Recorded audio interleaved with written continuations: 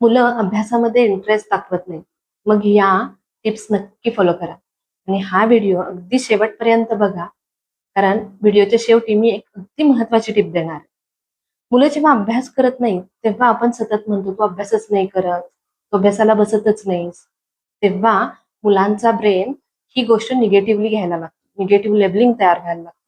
पण जेव्हा मूल अगदी 10 मिनिटं जरी अभ्यास करत असेल आणि तुम्ही त्यांना अप्रिशिएट करता, वाव किती छान अभ्यास केलास तू आणि तुझा अभ्यासामधला फोकस किती छान आहे, तेव्हा मुलांचा ब्रेन हा पॉझिटिव्हली लेबलिंग तयार करतो. मी छान अभ्यास करतो म्हणून आणि आई मला खूप अप्रिशिएट करते.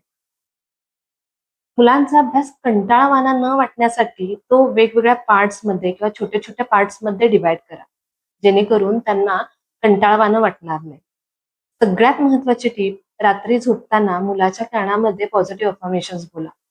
आज माझ्या मुलाने खूप छान अभ्यास केला आणि त्याचा अभ्यासाकडे बघण्याचा अप्रोच खूप पॉझिटिव्ह होता.